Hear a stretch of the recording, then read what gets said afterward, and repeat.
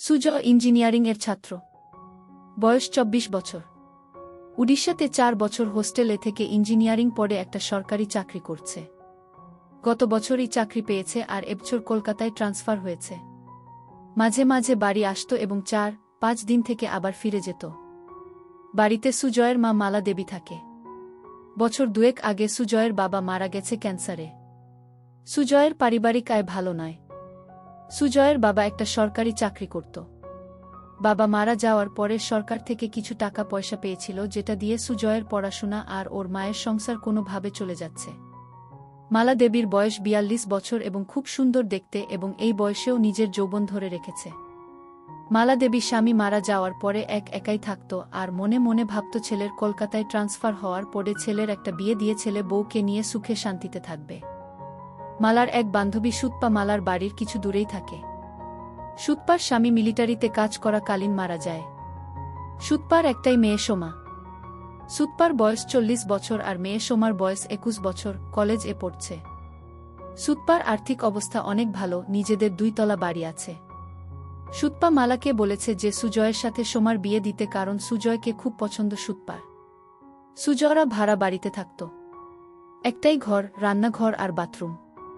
যেহেতু মালা স্বামী মারা যাওয়ার পরে একাই থাকত তাই কোনো অসুবিধে হয়নি, কিন্তু এবার সুজয় ফিরে এলে একটা ঘরে কিভাবে চলবে সেটাই মালা চিন্তা করছিল। তাই একদিন মালা সুতপাকে এই কথাগুলো বলল। সুতপা সব শুনে বলল, মালা তোকে তো আমি বলেছি সুজয় কলকাতায় ট্রান্সফার হয়ে এলে এক শুভক্ষণ দেখে সুজয় আর সোমার বিয়েটা দিয়ে দেব, আর আমরা সবাই মিলে এই বাড়িতেই থাকব। এত বড় বাড়িতে শুধু আমরা দুজন মা মেয়ে থাকি, তোরাও এখানে চলে এলে সবাই মিলে আনন্দ করে থাকা যাবে। মালা সুতপার কথা শুনে আনন্দে বলল, আমি ছেলে এলে ওর সাথে কথা বলে তোকে জানাবো। কিছুদিনের মধ্যে সুজয় ফোন করে জানালো যে শুক্রবার সে বাড়ি আসছে। প্রায় ৮ মাস পরে সুজয় বাড়ি ফিরছে বলে সেদিন মালা ভালো ভালো রান্না করে রেখেছিল। তারপর স্নান করে একটা ভালো শাড়ি পরে ছেলের জন্য অধীর আগ্রহে অপেক্ষা করছিল। প্রায় ১২টা নাগাদ সুজয় বাড়ির সামনে এসে দরজায় কড়া নাড়ল। মালা দরজা খুলে দেখল ৪-৫টা ব্যাগ হাতে আর কাঁধে নিয়ে সুজয় হাসি মুখে দাঁড়িয়ে আছে। ঘরে এসে ব্যাগগুলো নামিয়েই মাকে ধরল সুজয়। মালা ও সুজয়কে ধরে থাকল কিছুক্ষণ।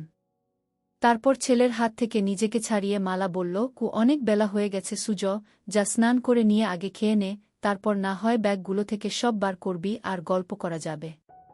সুজয় বলল, ঠিক বলেছ মা, খিদেতে পেট জ্বলছে, আমি তাড়াতাড়ি স্নান করে আসছি, তুমি খাবার বারো। এই বলে সুজয় বাথরুম এ চলে গেল। ভেতরে দেখল ওর মা ওর জন্য একটা হাফ প্যান্ট আর তোয়ালে রেখে দিয়েছে। তাই দেরি না করে ভালো করে স্নান করে সুজয় হাফ প্যান্ট পরে খালি গায়ে বাইরে এসে দেখল মা খাবার বেডে মেঝেতে বসে আছে। সুজয় মায়ের উল্টো দিকে বসে খেতে শুরু করল। খেতে খেতে মাকে দেখছিল সুজয় আর মনে মনে ভাবল যে মাকে আগের থেকে যেন আরও সুন্দরী লাগছে।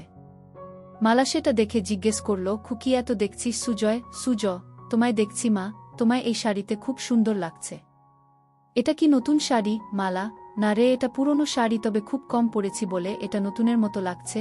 সুজয়, মা চাকরি তো আমি পেয়ে গেছি, এবার আর তোমার কোনো দুঃখ রাখব না। মালা হেসে বলল, সে আমি জানি সুজয়, আমি এখন অনেক নিশ্চিন্ত যে তুই এবার আমাদের দুজনের সংসার চালাতে পারবি। এই শুনে সুজয় হেসে বলল, সে আর বলতে, আমার সুন্দরী মাকে আমি এবার থেকে সুখে রাখব। সুজয়ের কথা শুনে মালা ও হেসে উঠল। এইভাবে কথা বলতে বলতে দুজনে খাওয়া শেষ করল। মালা থালা বাসন নিয়ে রান্নাঘরে ধোয়ার জন্য চলে গেল। সুজয় হাত মুখ ধুয়ে ঘরে এসে ব্যাগ থেকে জিনিসপত্র বার করতে শুরু করল।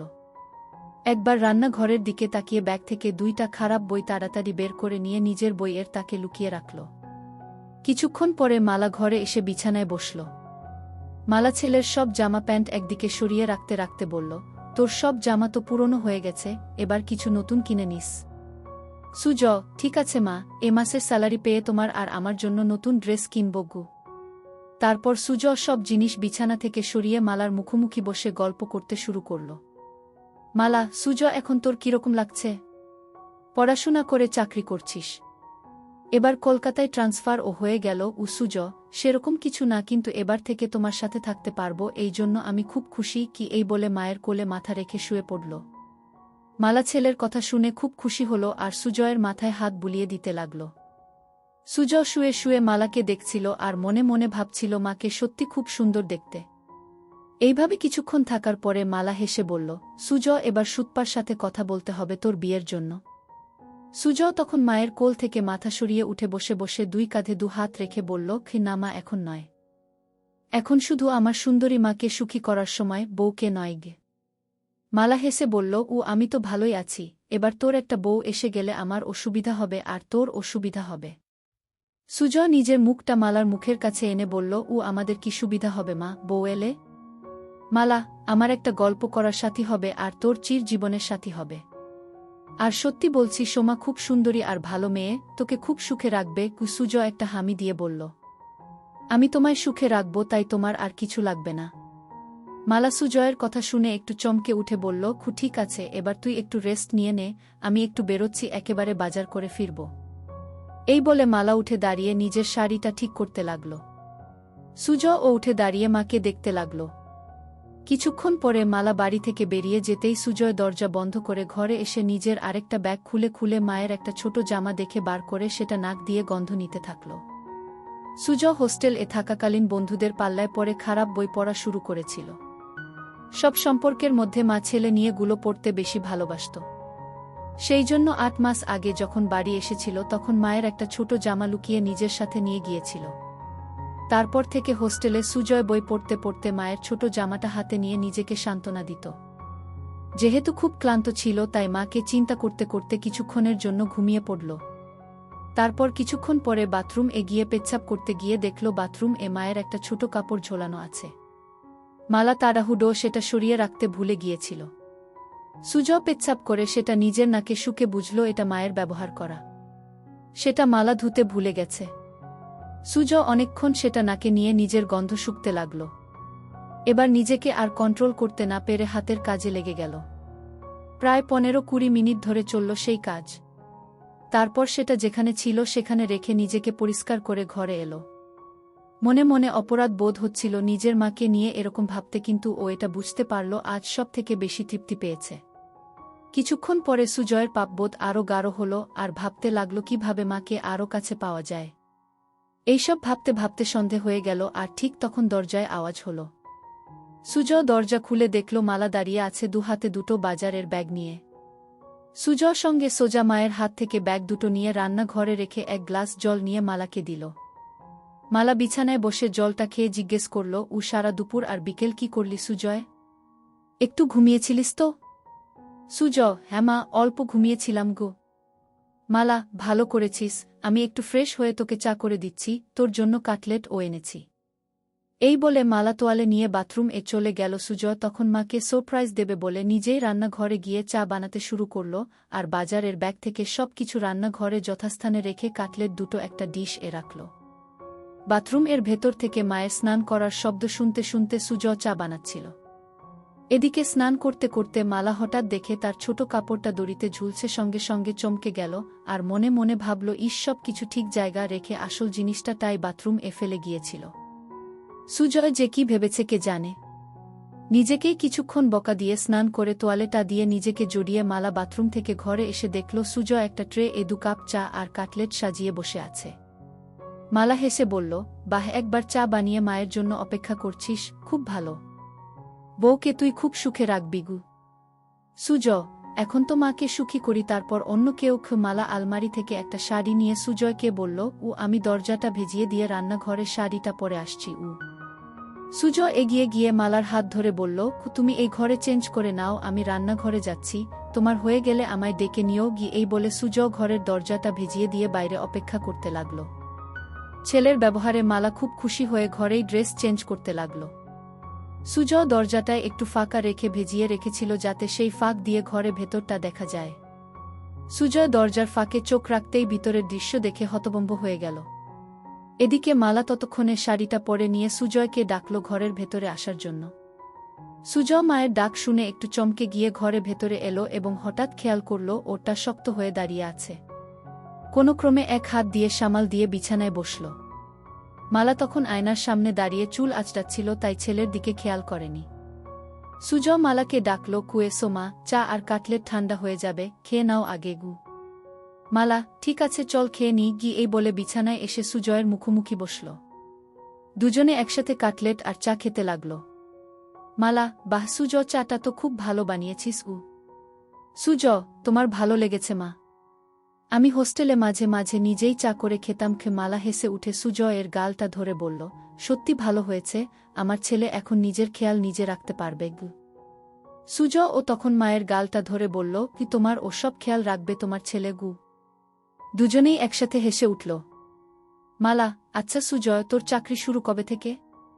সুজ, আজ 25 তারিখ, পরের মাসের 10 তারিখে অফিস জয়েন করতে হবে। মালা, একটা কথা বলার ছিল। সুজ, কি কথা মা, বলো। মালা, সুতপাকে তোর মনে আছে? সুজ, সুতপা মাসি কেন মনে রাখব না মা, আমায় এত ভালোবাসে। মালা, সেটা জানি, তোকে ভালোবাসে বলেই একটা প্রস্তাব রেখেছে। সুজ, কি প্রস্তাব? মালা, সুতপা তোর সাথে সোমার বিয়ে দিতে চায়। সুজ লজ্জা পেয়ে বলল, এখন আমি বিয়ে করব না। মালা, সুতপা বলেছে সোমার সাথে তোর বিয়ে হবার পরে আমরা সবাই ওর বাড়িতে থাকব। আমি বলেছি যে সুজয়ের সাথে কথা বলে জানাবো। তুই কি বলিস এ ব্যাপারে? সুজ, বিয়ের ব্যাপারটায় আমায় একটু সময় দাও। মালা, বুঝলাম ছেলের লজ্জা করছে, ঠিক আছে, তুই সময় নিয়ে চিন্তা করে আমায় জানাস। কিন্তু আমাদের ঘরটা খুব ছোট দুজনের জন্য। আগে তুই ছোট ছিলিস তাই কোনোমতে চলে যেত, কিন্তু এখন তুই বড় হয়ে গেছিস। সুজ, এমন কিছু ছোট নয় আমাদের ঘর, আমাদের দুজনের জন্য যথেষ্ট। মালা, কিন্তু তোর অসুবিধে হবে, আমি যখন কাপড় চেঞ্জ করব তখন তোকে বাইরে অপেক্ষা করতে হবে, এছাড়াও এই একটা বিছানায় দুজনের হবে না। সুজ মালার কথা শুনে মনে মনে বলল, আমি তো চাই তুমি ঘরে কাপড় ছাড়বে, আর আমি দরজার ফাঁক দিয়ে তোমার দেখব। মালা সুজয়ের দিকে তাকিয়ে বলল, কি ভাবছিস এত? কি করবি সেটা তো বল। সুজ সঙ্গে সঙ্গে বলল, না কিছু ভাবছিলাম না, তবে এখন ওখানে যাব না, কিছুদিন চাকরি করে স্যালারি জমিয়ে তারপর না হয় যাওয়া যেতে পারে। মালা, ঠিক আছে, তোর যেটা ভালো মনে হয় সেটাই হবে। ঠিক আছে, তুই টিভি দেখ, আমি রাতের রান্নাটা করে নিই। এই বলে মালা চায়ের ট্রেটা নিয়ে রান্নাঘরে চলে গেল। সুজ টিভি দেখতে লাগল, কিন্তু ভালো লাগছিল না। তাই সুজ রান্নাঘরে গিয়ে দেখল মা এক মনে গুন গুন করে গান গাইতে গাইতে রান্না করছিল। সুজ মাকে ধরে একটা হামি দিয়ে জিজ্ঞেস করল, মা আজ কি রান্না করছ? মালা চমকে উঠে হালকা হেসে বলল, আজ ডিমের ঝোল, ভাত আর আলু পোস্ত। সুজ মায়ের কানে কানে বলল, তোমার হাতের রান্নার কোনো জবাব নেই মা। মালা নিজেকে কে ছাড়িয়ে নিয়ে বলল, এই দুষ্টু এখন ছাড় আমায়, না হলে রান্না করতে দেরি হয়ে যাবে। সুজ আরও একটা হামি দিয়ে সরে দাঁড়ালো আর হেসে বলল, আমার মিষ্টি মায়ের হাতের রান্নায় আমার মন ভরে যায়। মালা হেসে বলল, এবার যা এখন থেকে, আমার রান্নাটা করতে দেগি। সুজ তখন ঘরে চলে এসে আবার টিভি দেখতে লাগল। প্রায় 1 ঘন্টা পরে মালা এসে সুজ এর পাশে বসল। মালা পুরো ঘেমে গেছে রান্না করতে করতে। সুজ বলল, মা তুমি তো ঘেমে গেছ, শাড়িটা চেঞ্জ করে নাইটি পরে নাও। ছেলের কথা শুনে মালা বলল, আমি ভাবছিলাম তুই কি ভাববি তাই নাইটি পরছিলাম না। সুজ অবাক হয়ে মালার দিকে তাকিয়ে বলল, আমি আবার কি ভাবব? যাও নাইটিটা নিয়ে এসে চেঞ্জ করে নাও, আমি রান্নাঘরে যাচ্ছি। মালা বলল, আমি বাথরুম এ চেঞ্জ করে নিচ্ছি, তুই টিভি দেখ। এই বলে মালা বাথরুম এ চলে গেল। সুজ মনে মনে ভাবল, আরেকটা সুযোগ নষ্ট হলো মাকে ওভাবে দেখার। মালা বাথরুম এ গিয়ে নিজের গা ধুতে ধুতে রান্নাঘরে সুজয়ের ওইরকম ভাবে ধরার কথা ভাবতে লাগল। মনে মনে ভাবছিল, সুজয় কি তাহলে ইচ্ছে করে ওকে ধরে ওসব করছিল না, এটা হঠাৎ হয়েছিল। একটু চোখে চোখে সুজয়কে রাখতে হবে, কারণ এই বয়সটা খুব বাজে। এসব ভাবতে ভাবতে স্নান শেষ করে নাইটিটা পরে নিল। সুজয় না থাকলে মাঝে মাঝে মালা একসেট হয়ে রাতে শুত, কিন্তু এখন সেটা আর হবে না। এমনিতে মালা খুব ওই স্বভাবের, আর স্বামী মারা যাওয়ার পরে সেটা আরও বেড়ে গেছে।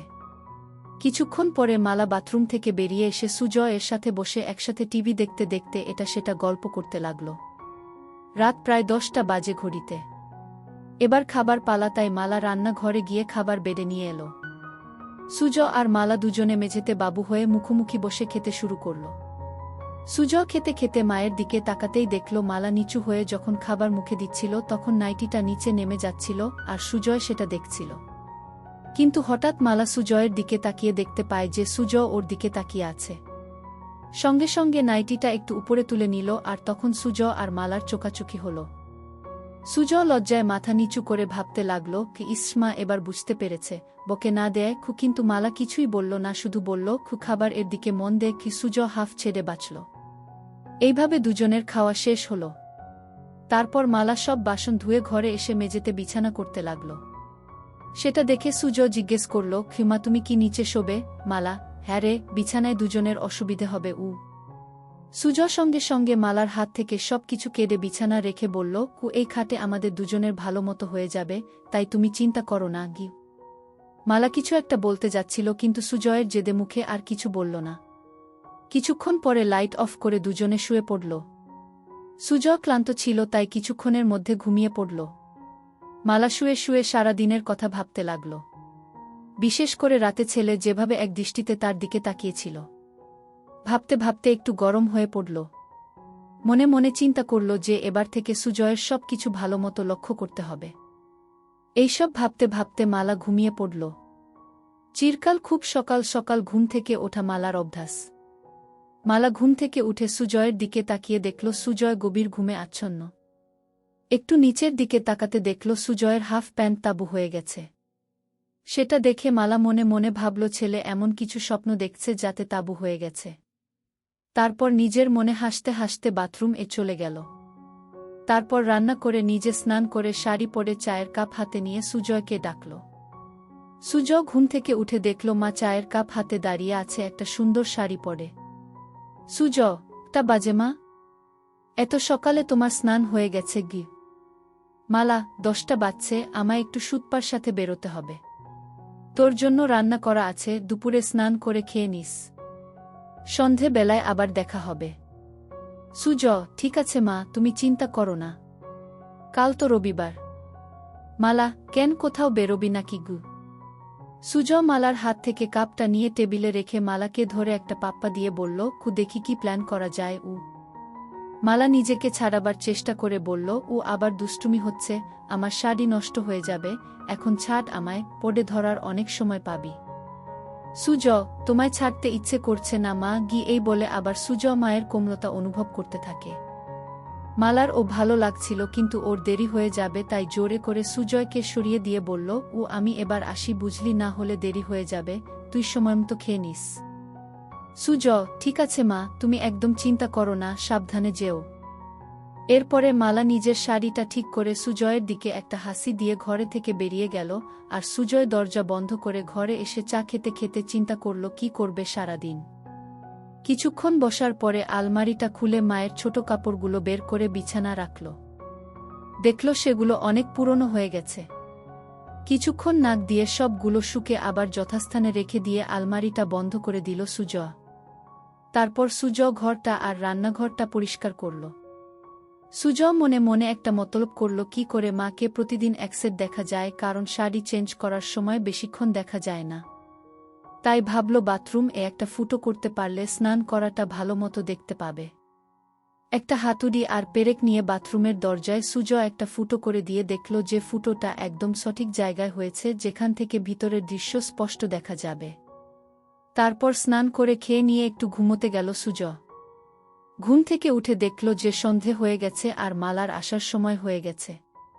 কিছুক্ষণের মধ্যে দরজায় আওয়াজ শুনে সুজয় দরজা খুলে দিয়ে দেখল মালা এসেছে।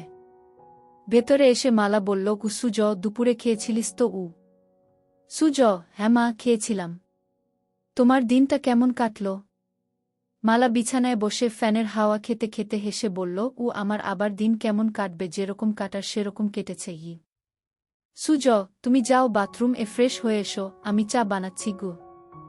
মালা সেটা শুনে বাথরুম চলে গেল আর সুজয় রান্নাঘরে চলে গেল। মালা বাথরুম দরজা বন্ধ করতেই সুজয় দরজার ফুটো চোখ রাখল। সুজয় হা করে শুধু দেখতে লাগল নিজের মাকে আর এক হাত দিয়ে হাতের কাজে মনোযোগ দিল। এদিকে গ্যাসে জল গরম হয়ে ফুটছে, তাই তাড়াতাড়ি চা বানানোতে মন দিল। কিন্তু কিছুতেই নিজের মন থেকে মায়ের ওই রূপটা মুছতে পারল না। কিছুক্ষণ পরে সুজয়ের চা বানানো শেষ হল। এদিকে মালার স্নান হয়ে গেছে আর মালা বাইরে এলো। ঘরে গিয়ে মালা চুল আঁচড়াতে লাগল আর সুজয় চা নিয়ে এসে বিছানায় বসে মালাকে দেখছিল। মালা আয়নায় সেটা দেখে সুজয়কে জিজ্ঞেস করল, সারাদিন কি করলি? সুজয়, রান্নাঘর পরিষ্কার করলাম, আর মনে মনে বলল বাথরুম দরজায় একটা ফুটো করলাম তোমায় দেখব বলে। মালা চায়ের কাপটা হাতে নিয়ে রান্নাঘরে গিয়ে দেখল ছেলে সব ভালোভাবে পরিষ্কার করেছে, আর তারপর ঘরে এসে এদিক ওদিক দেখে বলল, বাবা, তুই তো সব পরিষ্কার করে দিয়েছিস, আমার লক্ষ্মী ছেলে। এই বলে চায়ের কাপটা টেবিলে রেখে 2 হাত বাড়িয়ে বলল, ও আমার সোনা ছেলে, আয় আমার কাছে। সুজয় সঙ্গে সঙ্গে মালার কাছে ছুটে গেল। কিছুক্ষণ ধরে থাকার পরে দুজন আলাদা হল। তারপর মালা রান্নাঘরে চলে গেল রান্না করতে, আর সুজয় টিভি দেখতে লাগল। কিছুক্ষণ পরে রান্না শেষ হলে দুজন একসাথে খেয়ে নিল। আজ ও সুজয় একইভাবে মালার দিকে তাকিয়ে গভীর খাজ দেখছিল, আর আজ মালা সেটা লক্ষ্য করল কিন্তু কিছু বলল না। এইভাবে খাওয়া শেষ করে মালা আর সুজয় বিছানায় শুতে এলো। দুজনে পাশাপাশি শুয়ে আছে। ঘরে নাইট বাল্বটা জ্বলছে। মালা চিন্তা করছে সুজয় কেন বারবার ওর দিকে তাকিয়ে থাকে। সুজয়ের মাথায় শুধু স্নান করার দৃশ্যগুলো আসছিল। এইভাবে দুজন ঘুমিয়ে পড়ল। মাঝরাতে সুজয় টয়লেট এগিয়ে ফিরে এসে নাইট বাল্বের আলো দেখল নাইটিটা উপরে উঠে গেছে। সুজয় আস্তে আস্তে মালার কাছে এসে মালাকে দেখতে লাগল। তারপর সুজয় মায়ের দিকে তাকিয়ে দেখল মা গভীর ঘুমে আচ্ছন্ন, তাই সাহস করে মায়ের কাছে এগিয়ে গিয়ে গেল। খুব ভালোই লাগছিল সুজয়ের। হাত দিতেই সঙ্গে সঙ্গে মালা একটু নড়ে উঠল। সেটা দেখেই ভয়ে সুজয় তাড়াতাড়ি হাত সরিয়ে নিয়ে বিছানায় শুয়ে পড়ল। মালা তখন পাশ ফিরে শুল। সুজয় আর কিছু না করে আস্তে আস্তে ঘুমিয়ে পড়ল। পরের দিন সকালে মালা ঘুম থেকে উঠে তাড়াতাড়ি নিজেকে ঠিক করে নিয়ে ছেলের দিকে তাকিয়ে দেখল ছেলে উপুড় হয়ে ঘুমে মগ্ন। তারপর বাথরুমে চলে গিয়ে নিজেকে ফ্রেশ করে মালা চা বানাতে লাগল। সুজয় উঠে ড্রেস চেঞ্জ করে চা খেয়ে বাজারে চলে গেল।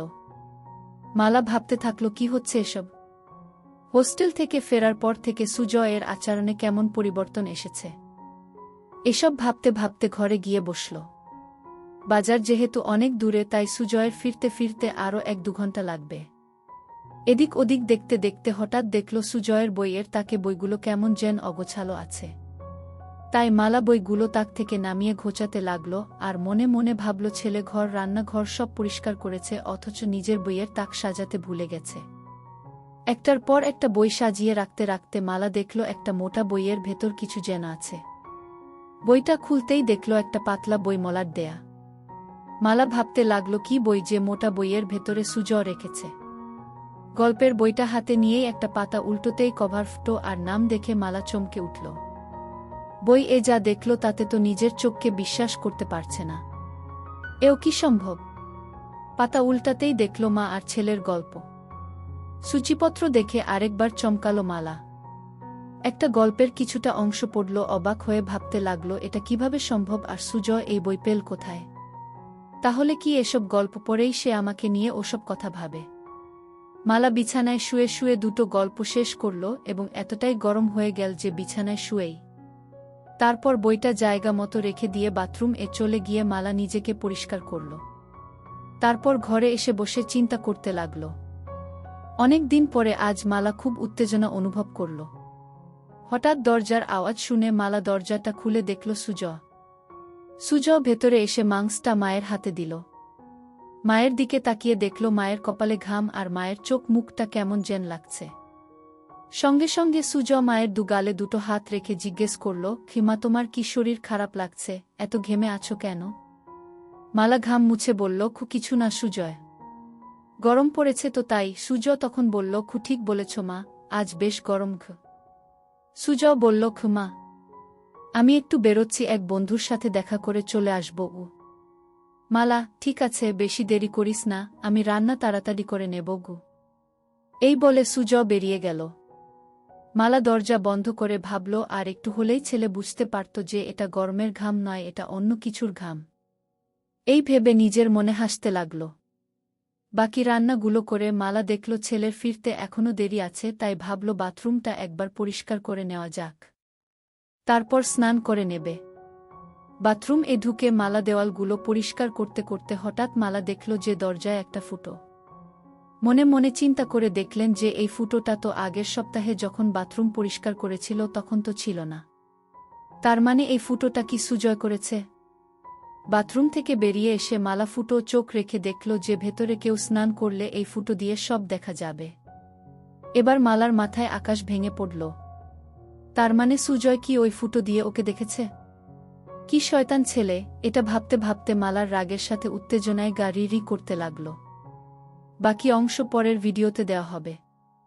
সবাই সঙ্গে থাকো।